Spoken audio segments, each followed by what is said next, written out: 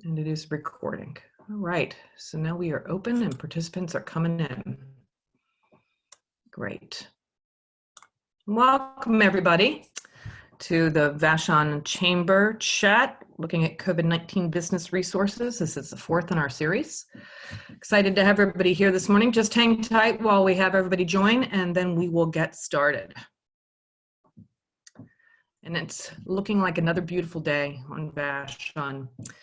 I can't believe how lucky we are.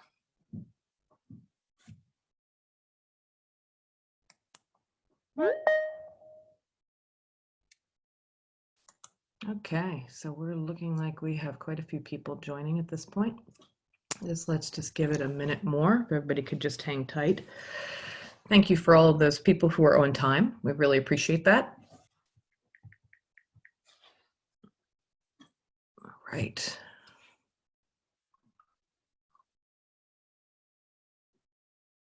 All righty. All right. Good morning. All right. So I'm going to go ahead and get started. We have a pretty good forum. I know more people will join in a few minutes. But welcome to, again, the Vashon Chamber of Commerce COVID-19 Business Resource webinar series. This is the fourth in our series, and today we're really going to be focusing on unemployment. And we're very lucky to have with us our own local expert, Deborah Diamond, and she is retired from the IRS and can really give us, I think, some great insight and ideas around sort of navigating the tax situation, the stimulus, as well as the unemployment benefits for, I think, something that's very important for all our Vashon folks, for people who are self-employed and or sole proprietors. So Deborah's going to give us a lot of insight into those things today. And with that, I'm going to have Deborah introduce herself. Deborah, good morning. Up, you're on mute, Deborah. Let me unmute you. There you go. There. My name's Deborah Diamond. I worked for the Internal Revenue Service for 33 years and had occasion in my final 10 years to work as the IRS Governmental Liaison, which means I had a lot of contact with other state agencies and kind of understand the flow between federal and state stuff. So I am presenting myself as certainly as a tax expert, but in terms of the unemployment, I am basically self-educated, but I'm reading the same things you are, but I understand them because I understand how the state and the federal stuff works together. At this point, there's really nothing out there that is answering some of the really critical questions. So what I'm going to be doing largely is saying, based on what we're seeing, other states implementing the Department of Labor's guidance on how to handle unemployment for the self-employed, kind of speculating and putting together what we've seen from Washington's Employment Security Department to figure out what to expect and some next steps from there.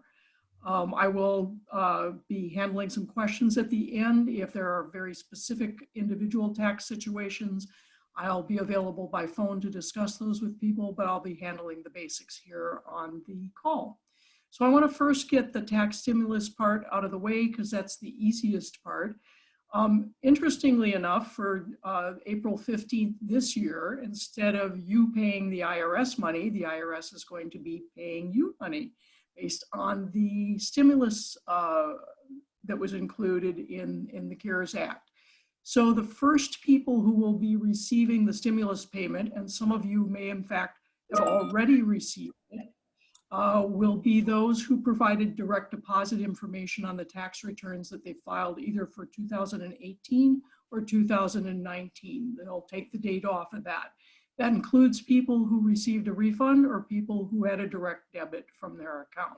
The next wave of payments will be those who are receiving Social Security, disability, or railroad retirement, VA benefits, who already receive their payments by direct deposit. Those agencies, even if you haven't had an obligation to file an income tax return, those agencies will be using the data from those agencies to direct deposit your stimulus payment.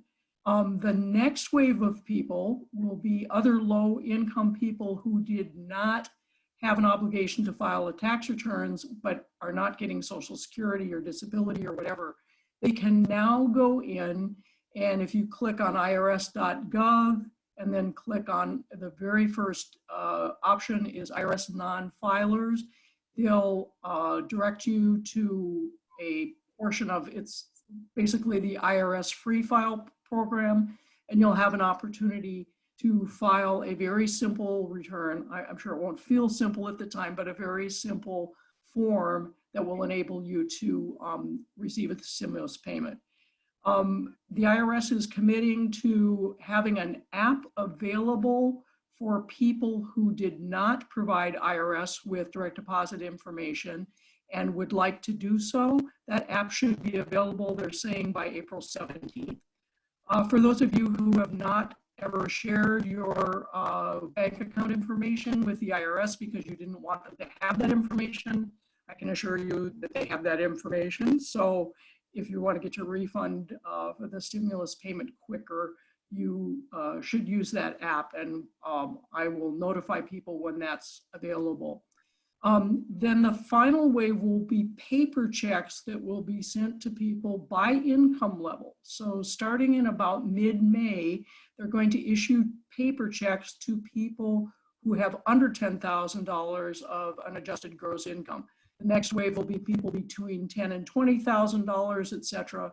The final wave of paper checks, which could be as late as July, would go to high income married couples, the very right up to the threshold. So it's going to go in that kind of order. So if you don't want to wait, be sure to go in and give IRS your direct deposit information.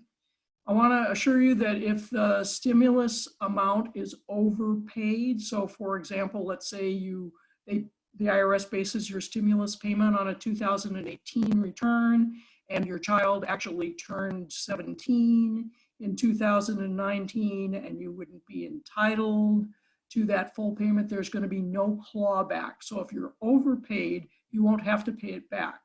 If your stimulus payment is underpaid, you'll be able to claim the additional amount on your 2020 tax return. And the stimulus payments I'm talking about are $1,200 per adult and $500 per child if your income as a single person is less than $75,000, or as a married couple less than $150,000. And then there are thresholds by which it would be a slightly lower, a graduated lower amount. And if you'll go to the next slide, I want to again assure you that the stimulus payment is not going to be considered taxable income. The only offset is going to be child support. They're not going to hold back your stimulus payment for student loan debt or for a tax debt. Okay. The IRS has postponed the 2019 filing deadline and the payment deadline till July 15th of this year. Now that includes both first and second quarter estimated taxes. They're now going to be due July 15th. If you need an extension of time beyond that date, you need to file Form 4868, but you're still only going to get the usual 6-month extension to take you to October 15th. The important thing is to make sure that you file by that July 15th date, because there are penalties of 5% a month for failing to file on the date. Even if you can't pay, make sure that you file by that date. They've also extended the date to July 15th for IRA contributions and health savings account contributions. There's also a provision in the law that allows anyone to withdraw up to $100,000 from a 401k to carry them through this particular period. There are rules about you have the opportunity to basically pay it back in within 3 years and come out whole with not having paid any taxes on it.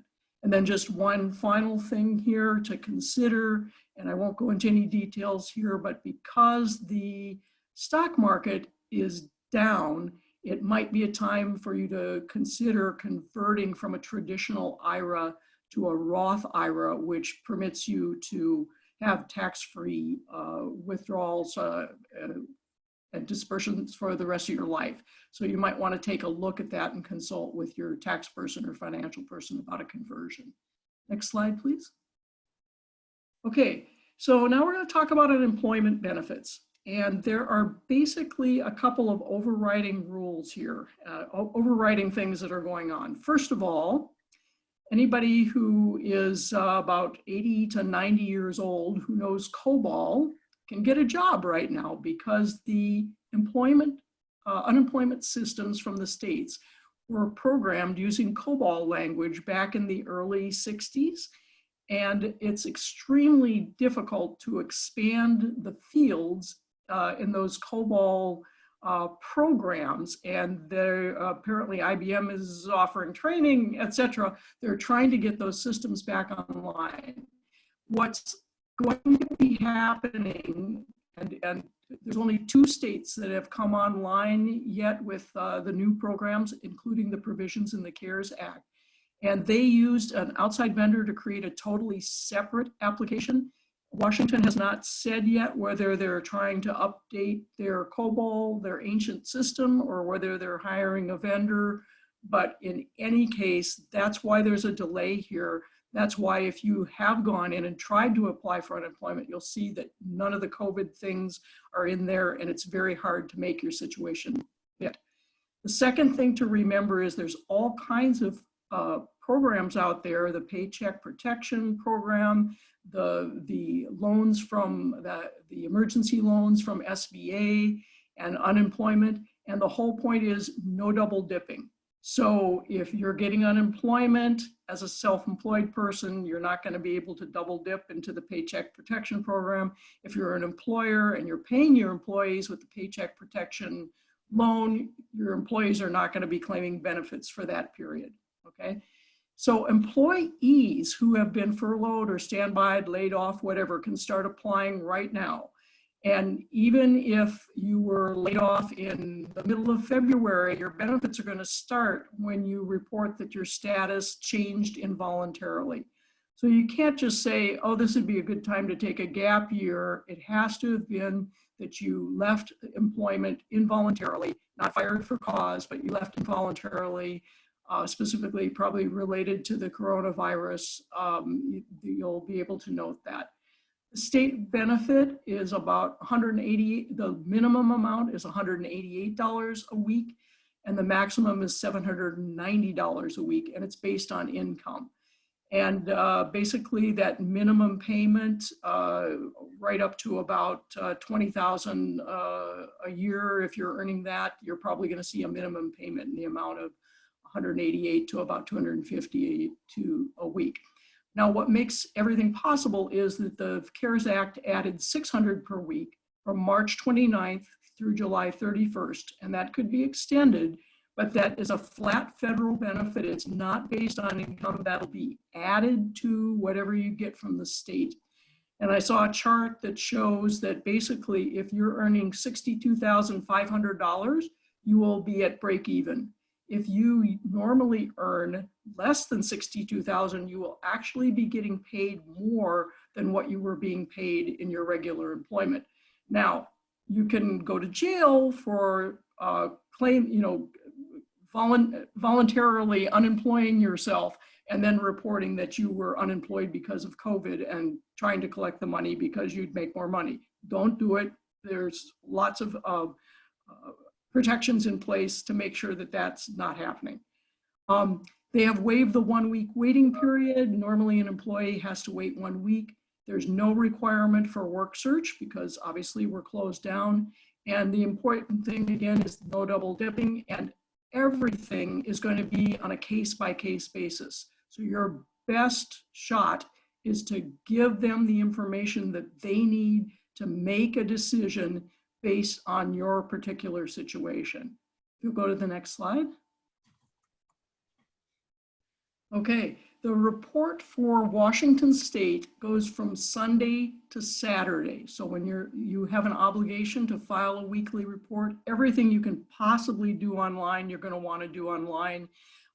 There is no way, even if you get through to the phone system, you might be on hold for 5 hours, but most of the time you're going to get a signal saying, our lines are full, we can't even leave you on hold. So online to the extent that you possibly can for filing your weekly report and for filing your initial claim.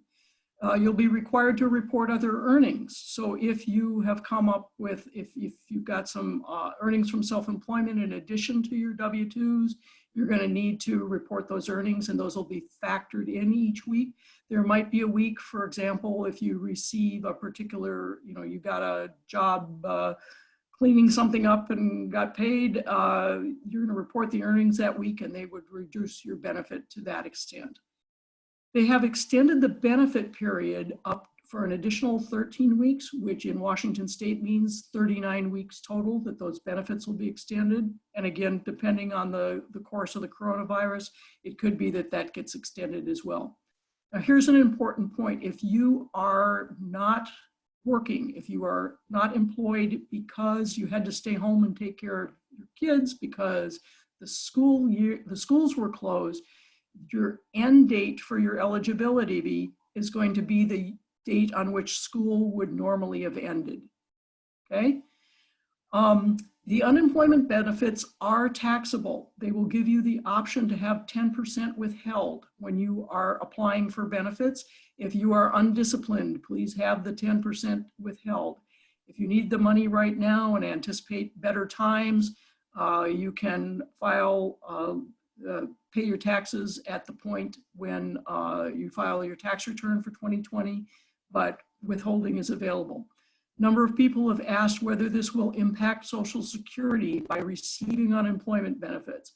Unemployment benefits are not considered earnings, and they will not affect the computation of your Social Security benefits if you're between 62 and your normal retirement age and are still receiving income. Next slide, okay. So the employer's role in this is to determine the type of layoff. Are you laying someone off? Are you having them stand by? Are you furloughing them, expecting them to come back, et cetera? It's very important for you to tell your employees that, and you as an employee, it's very important to find out before you file your unemployment claim exactly what your employer is calling it. Again, no double dipping. To the extent possible, assist the worker who's applying. I would definitely encourage anyone who's an employer to register for electronic notifications from Employment Security so that you're not waiting for a letter to be printed, mailed, for you to actually have a chance to retrieve the mail, respond by mail, and then have somebody re-enter it into the system. Employers can register for electronic notifications that then can be processed without involving a person. So if you are an employee and want to be proactive, I would suggest that you contact your employer and really encourage that person to file for, to register for electronic notifications so that your claim can be processed more quickly. Employers are probably concerned about how many people are, how many of their employees are being laid off, and if that's going to change the rate of unemployment that they're going to be required to pay in the future. That question is unknown. If I was betting, I'd say probably not, but it's unknown at this point whether your experience rate will change. And just briefly, the impact of the Paycheck Protection Program. If your employer has filed, if you as an employer have filed for the Paycheck Protection Program, the minute your loan is funded, it'll begin an 8-week period in which you're basically paying your employees to continue on the payroll, whether they're working or not. And during that period of time, your employees will be reporting that they were paid. They will not be eligible for unemployment during that week that they're paid, and then they will restart their claims once your 8-week period runs out.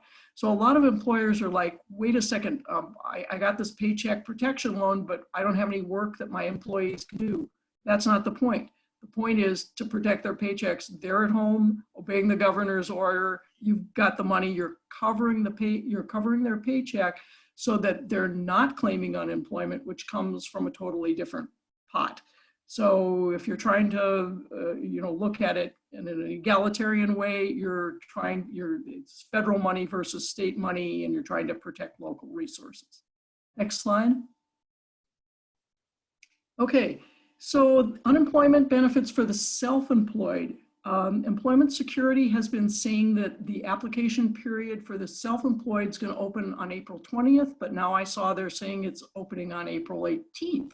So it's possible they're actually going to pull this off. Your benefits, you'll see on the slide, it says your benefits will go back to March 29th, and that's benefits, the $600 per, the federal supplement of $600 per week. But as a self-employed person, your benefit could go back as far as the February date, whenever it was that you were first impacted by COVID. And so you'll see in the application, just be sure, remember, they're going to go back to whatever date you put in. They may challenge it, but if you have check the right box and have the logical reason for going back to the original date of your when you were impacted. For example, if you're a massage therapist, if you're a house cleaner, whenever it was that you were not, because of the governor's order and in relation to being an essential business or not, whatever date it was that you were prohibited from proceeding with your self-employment. It's kind of interesting, the law refers, the computation that they're talking about refers to self-employed people being only eligible for 1/2 of the average state benefit. And that is because self-employed people have never paid in to the state benefit, and this is specifically disaster related. And what the CARES Act says, it goes back to a 1995 law that provides for disaster unemployment assistance. And the current law says, substitute the word pandemic for disaster in the 1995 law, and this is what you should follow, telling the states this is what you should follow in computing the benefits. What it also says, though, is that you would, in any case, it will not be less than the minimum. So if you are a self-employed person and are trying desperately to do any kind of planning, count on the $188 minimum benefit, I would say, and then the $600 per week. Now, if you spent part of your time working as an employee, or if you only spent part-time working as a self-employed person, they're going to do an allocation. And so you should be prepared to with numbers. Be ready for Saturday or Sunday or Monday, whenever the app comes up. Be ready with those numbers so that you can answer their questions in terms of the hours. Those of you who have mixed 1099 and W-2 earnings, it's really up to you how you want to deal with it. You could file now with your W-2 earnings and then note that you had the self-employment earnings as well. They may ask you to go back in and file another application. What I'm concerned about, what's going to happen, they're going to try to do the ones that are the easiest first. So if you got a straight W-2 person, they immediately get verification from your employers that they agree with the amounts that you put in there. It's going to go really smoothly. If they get a mixed W-2 and 1099 one, they're probably, it's probably the system is going to put it toward the end of a pile.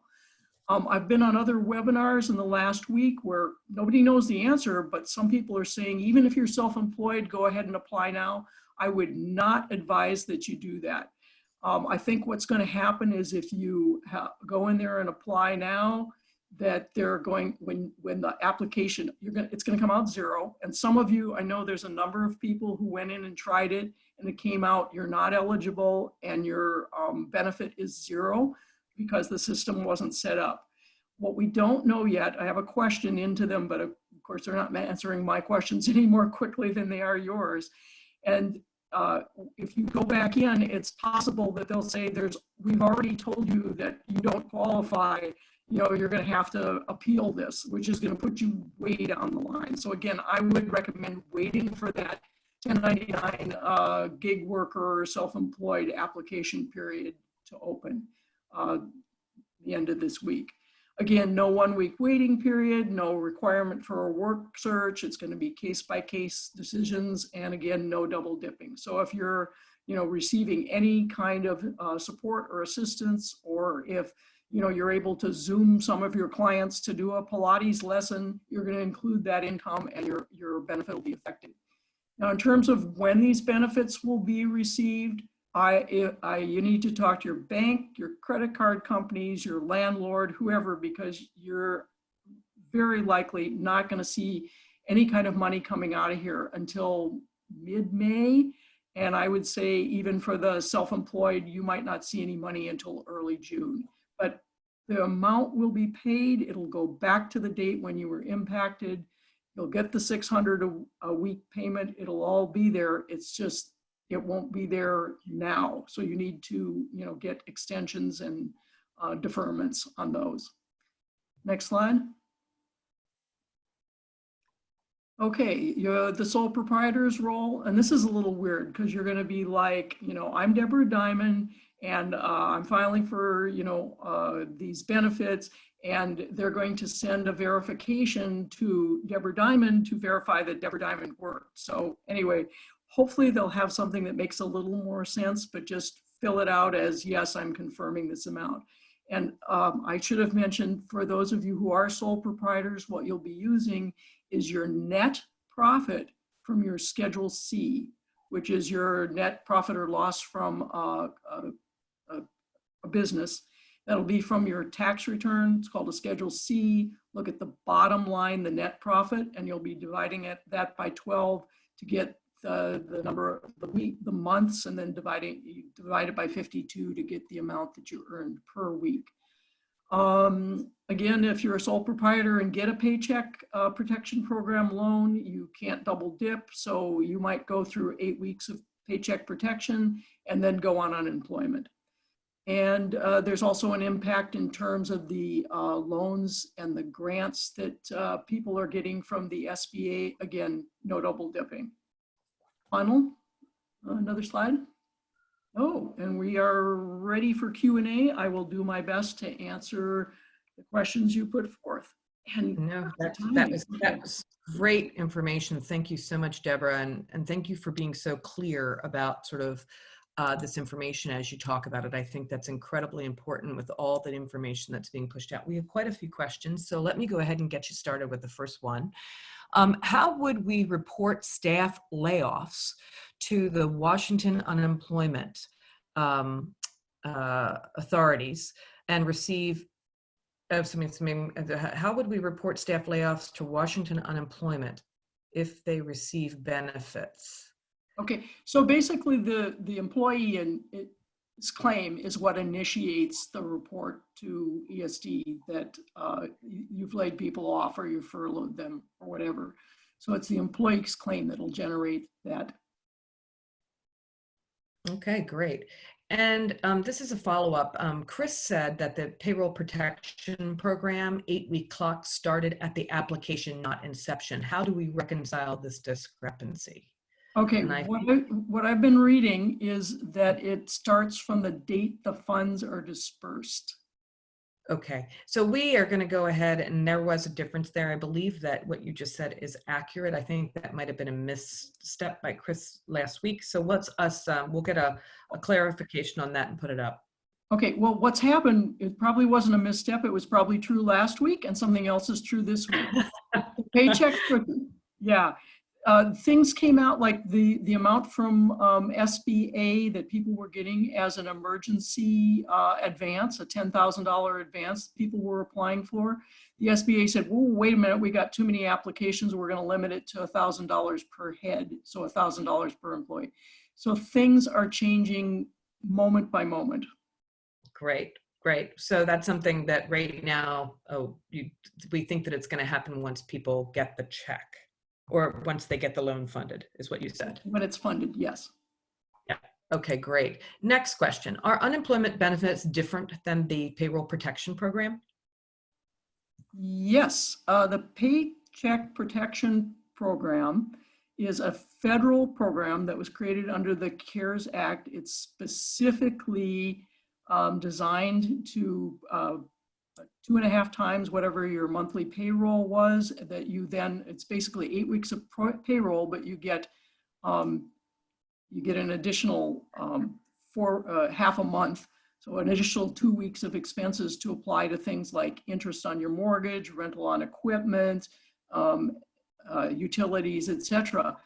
And that is totally separate from the ongoing unemployment program for employees that has existed in this, that's a state-funded benefit. And it's just that they've added self-employment people as a special add-on only through the course of the disaster to those unemployment benefits. So they're two totally separate sources of funds. And you just need to run the numbers. My guess is I'm seeing that anyone with less than, say, $35,000 of net profit is going to do better on unemployment than they will on a paycheck protection loan. But you need to run the numbers yourself and figure that out. Great. That's great advice. Next question. If I am a partner in 2 different LLCs, do I use the K-1 form from my taxes to figure out the monthly income? Can I combine both businesses? Okay. So if you are an LLC, it may have been a good idea for various reasons. You won't get unemployment. Okay, if you're asking about for the paycheck protection loan, if you've got a couple of LLCs and you're working off your K-1s, I'd advise you to contact Chris or another accountant in order to see how to proceed with that. Great. Next question. Is there a risk the government will run out of funds? Okay, so this is the point at which I'm going to remind you, this is your tax dollars at work. So the next time you are paying your taxes, you know, in better years to come, and you're like, why do I have to pay all this money? It's for things like this. And as to whether this administration or other administrations allocated it to the right things or not, this is what the government steps up to do. You will see, as I am seeing in the news, that there's the Senate is putting forth certain dollar amounts that they want to immediately fund.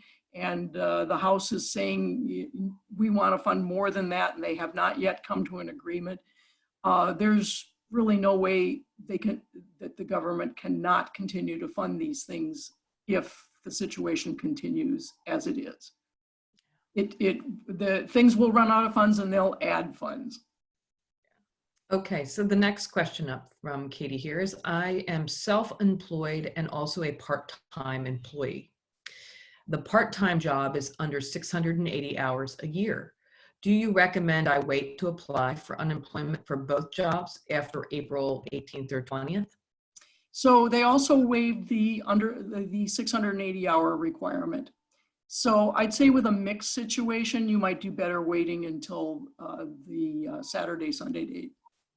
That's wonderful. Thank you. Next question. What if I have 2 Schedule Cs? 2 ways I receive my income, self-employed income. One is a 1099, other is sole proprietor, same UBI number. Okay, you're going to add them together and you're going to apply when the new program opens. Great. Okay. As a 1099 sole proprietor, should I apply for the PPP now and unemployment on April 18th? Well, if you, again, look at your net profit and see the PPP loan is not easy to apply for. They're looking for bank statements, their profit and loss statements, they're looking for payroll records, all kinds of things. Again, if you're under 35,000, I'd say you're going to do better with unemployment, but you can time it. You probably should, if you're going to apply for the Paycheck Protection Program, you should do that now. Get your unemployment for a couple of weeks, possibly until the paycheck loan is funded, then do the 8 weeks on that, and then restart your unemployment. That's great. Thank you. Are the payroll protection program grants taxable? The whole point of the grant is if you use it properly, it's going to be forgiven. And that, my understanding is that will be forgiven both the principal amount, and there won't be any interest on that loan. To the extent that you don't spend it on the things that are authorized for you to spend it on, I think you're looking at a 1% loan over 2 years, which again is a pretty good way to access capital. So there you have it. And there, so that it's considered a loan, not taxable, because you're paying it back. Great. To the extent it's not forgiven, you're going to be paying it back. Yeah, and if you use it on payroll costs, it's going to be forgiven, correct? Correct. Great. Where I should point out, the payroll is defined in a certain way. So the employer's half of the Social Security is not considered a payroll cost. So if you're doing Paycheck Protection Program, you are going to have some, quote, out-of-pocket expense. You're going to have, which you could take from the rest of the other half month that you get to pay that amount, but anticipate that. Okay, great. Where do we download the app for alerts? Oh, if you go to the esd.wa.gov website, go to the COVID-19 page, and then right up above it says sign up for alerts. If that's the question that's being asked, I think. I believe it is. And then, do LLCs qualify for the 600 federal benefit? No, it's an unemployment benefit. As an LLC, you would not qualify. Your employees would, but you wouldn't. Okay. Why do LLCs not qualify for state unemployment? Talk to your congressman. Because basically you're a corporation. You're a different taxable entity than you as a person. And again, you got to look back. You can't plan your life around taxes because all stuff changes. And there were benefits to you of being an LLC. This doesn't happen to be one of them. Okay. So here's another one for you. Does applying for unemployment benefits and the payroll protection program equal double dipping? No, as long as it can't, double dipping means the same day. You can't be paid for the same day by two different programs. But yes, you can sequence them so that you're receiving one and then the other, and restarting. Again, you could start on unemployment, get paycheck protection, and then restart unemployment. Okay. What happens if I already applied for the emergency loan? Mm-hmm. And I'm assuming that's the emergency disaster loan, not the payroll protection program. Can I withdraw it if unemployment would be better? As a sole trader and self-employed, what can we spend the emergency loan on if we are a sole proprietor? So if you're a sole proprietor and you've applied for the emergency loan, you're only going to get $1,000 if you're the only employee, or you're going to get $1,000 ahead. That doesn't have to be paid back. It's forgivable. It's nothing. All you're going to do is you're going to report that as a source of income, and they'll adjust it for the period, the week that you receive it. Okay, great. And where exactly do we apply for self-employed unemployment benefits on April 18th or 20th? Okay, so it's esd.wa.gov, and my guess is it'll be a big banner up there saying, here's where to apply. And again, we don't know if it's going to be the same system or if it's going to shunt you off to a separate system. I would encourage people to look at, there's a 74 slide thing that's actually very easy, which shows people, it's called a Introduction to Unemployment, and it shows you how to apply for regular unemployment. And my guess is it's going to be the exact same kinds of screens. And you might want to work through that video just so you know your way around. You're going to be setting up what's called a SAWS account, S-A-W-S. And you might want to work your way through those slides just to know what kind of information you need to have available in order to set up an account and proceed with it. Great. So next question up, I've applied too early for unemployment as a self-employed person. I received letters back saying I would get $0 because I have one W-2 for teaching a weekly class. Should I appeal now through the letter they sent last week or wait and reapply on the 18th? I would do both. I would appeal the letter so that you've got your appeal in within the 30 days.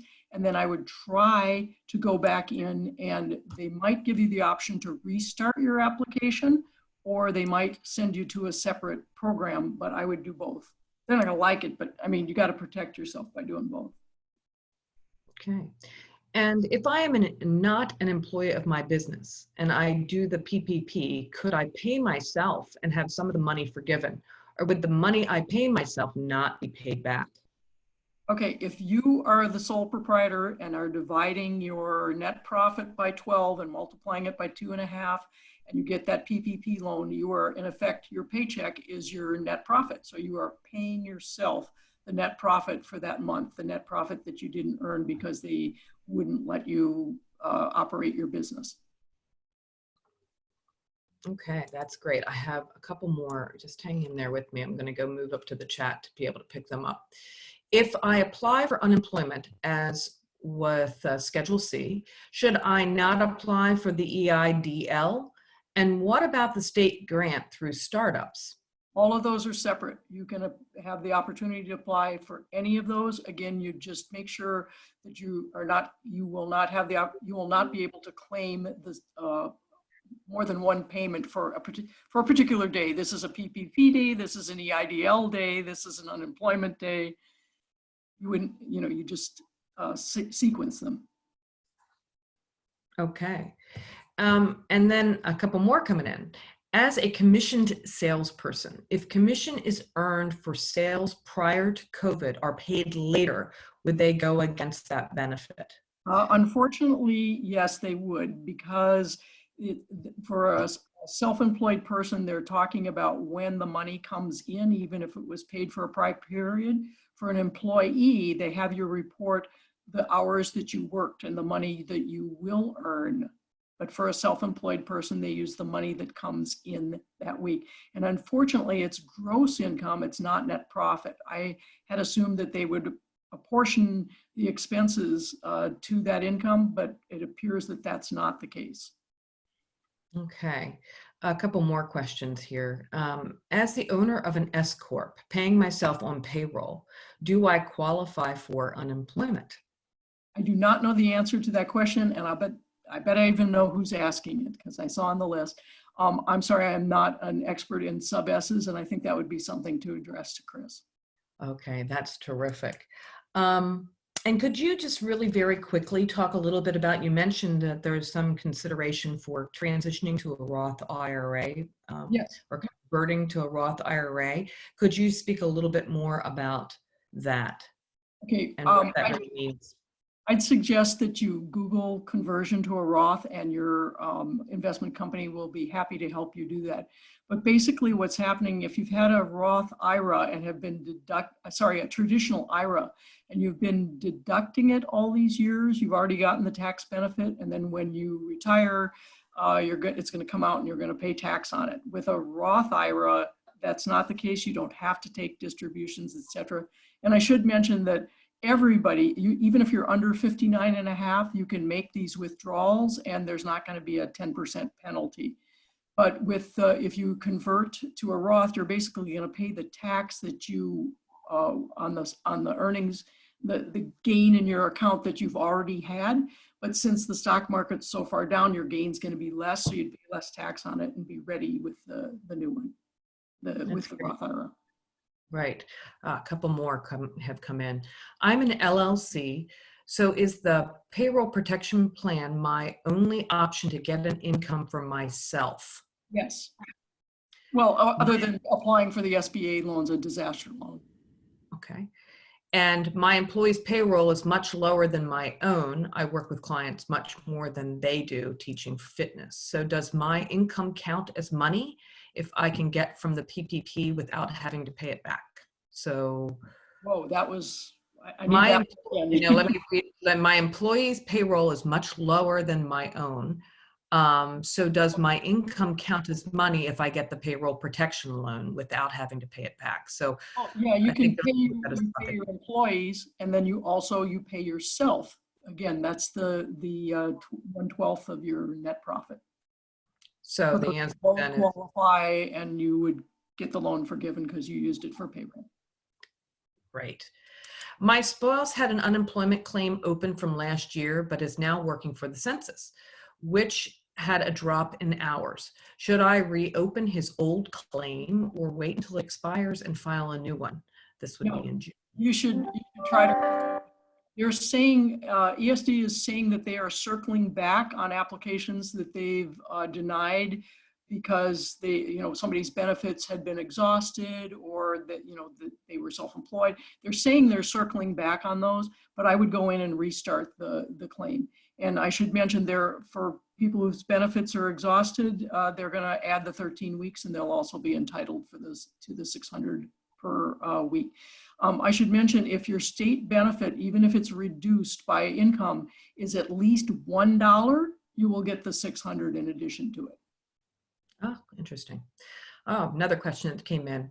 What financial help is there for a self-employed house cleaner reporting income on a Schedule C? Well, unemployment. Okay, and that'll open up, you said, on April 18th or 20th. Or whenever, yes. Somewhere in there. Okay, great. And then I have another employment question. How do you move somebody from a furlough if you aren't going to be able to bring them back to a layoff? The person, again, the employee is going to report that they've now been laid off. Okay, great. Yeah. So here comes a follow-up on my S Corp query. This is what I have found when Googled. If the S Corp owner has been paying his or herself as a W-2 wage as required by the IRS and has been paying state and federal unemployment taxes on those wages, then you should be able to apply for unemployment. If the S Corp still has earnings after the layoffs, however, you may not qualify. Your thoughts on this, Deborah? Yes, so that is the answer. I didn't know how many people would be interested in this one, but if you're treating yourself as an employee and paying into unemployment, you most certainly would qualify for unemployment. But what they're talking about is you can't manipulate it so that you leave you shift a bunch to earnings, shift a bunch of your earnings into income in order to get your employment benefit higher. So they're going to be looking for what's reasonable and customary in your industry. Excellent. And I will tell you, I'm getting also throughout the chat and also the Q&A, how incredibly good this was, how helpful you are, and how clear your answers were. This was very valuable, something somebody else is saying. So I just want to thank you for that. We have one more question from somebody. Are Vashon banks taking the payroll protection program apps? Yes, if you look on the SBA website, it shows the banks that are taking the applications, and on Vashon, it's US Bank and Chase Bank. It also shows Bank of America, but I'm pretty sure you're not going to get a PPP from the ATM in the Granny's parking lot. I think what they're saying is that Bank of America also is taking those applications. And you may have read, a lot of other banks, whoever it is you're banking with, check with them first. And they have added additional cap to Wells Fargo. So if they told you if Wells Fargo told you they couldn't, now they can. Yeah. And I agree with you, Deborah, the paperwork is pretty significant. So I think it is important to run the numbers to understand whether unemployment makes more sense versus going for the payroll protection program, because there's quite a bit of information that is required. So with that, I'm going to just say thank you, Deborah. You are absolutely incredible. Really helped everybody here. Everybody is very excited about what you've been able to share. And I just want to let everybody know, just continuing on with our Chamber of Commerce Business Resource Series. Next up this Thursday, we are going to have a nonprofits in the payroll protection program webinar where we'll learn a little bit about how the payroll protection program supports nonprofits and how nonprofits can benefit from that program. And that again will be at 9 a.m. And this also, we're going to be doing a tenant and landlord open forum on the 21st. And it's really going to be an open forum just to talk about what issues people are facing, and also just sharing experiences and talking about how each of us is navigating this, because let's face it, landlords need to pay mortgages and tenants need to pay the rent so the landlord can pay the mortgage. And of course, we've got to work it all out together. So that would be wonderful. And then if we could get some answers there for people in that open forum. Also, I'd like to remind everybody to please visit the VashonChamber.com. We have a list of vetted resources there that we have been working with Vashon Be Prepared on. So you can trust that those links and those resources have been checked out and they're there for your use. There is also a really great list of a lot of grants that you can look at and possibly apply for, in addition to the things that Deborah mentioned today, like Verizon and Facebook and Washington State. There's a lot of them, so please check that out. We also have a virtual essential Vashon business guide for folks. And then we also have just put something up new. And guys, I know you're asking about how you can get a hold of Deborah. We just launched on the chamber.com, the VashonChamber.com website, and asked the expert office hours. Really what we're offering, we have a CFO as well as Heather Russell from US Bank offering to provide one-on-one support and answers to your questions for your specific business around finance and SBA support. We have a marketing and website. Katie Herman is there to help you if you have any questions at all about, sort of website, putting your business online, or just even thinking about how you want to market your business as we come out of the restrictions that we're currently living under. And then also employment issues and tax questions in general, tax, IRS type of things as it relates to COVID. Deborah will, her number and her email are all up on the Ask the Expert site on the VashonChamber.com. So please check it out. I think it's great information for people, and it's a one-stop shop that's specifically designed for our Vashon businesses. And one last thing I want to just mention is we are going to have our Chamber virtual networking coffee every Friday morning at 8, so people can just kind of come together as a community and hear what else is going on. And this Friday in particular, we're going to have Rachel Waldron, who is our de facto webmaster for the Chamber. She's doing a fabulous job of keeping the information current and getting it all up there. She's actually going to do at 8:30 on this Friday teach everybody how to update their Chamber profile, so that the businesses, so people who go to the Chamber website can figure out what your business is doing and what you need. All that great information, these slides will also be posted along with the recording of this webinar on the Chamber, VashonChamber.com, under the COVID-19 resource section. So you'll be able to actually go back and reference this. And lastly, I know a bunch of you would like to have Deborah's information. Here it is, Deborah at VashonBePrepared.org. And here is her phone number, 206-200-3236.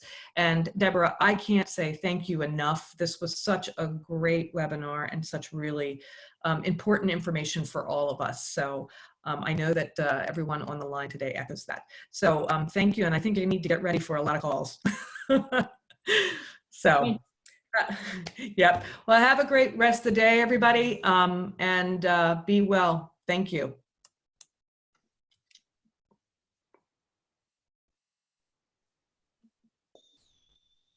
Deborah, you were amazing. Thank you.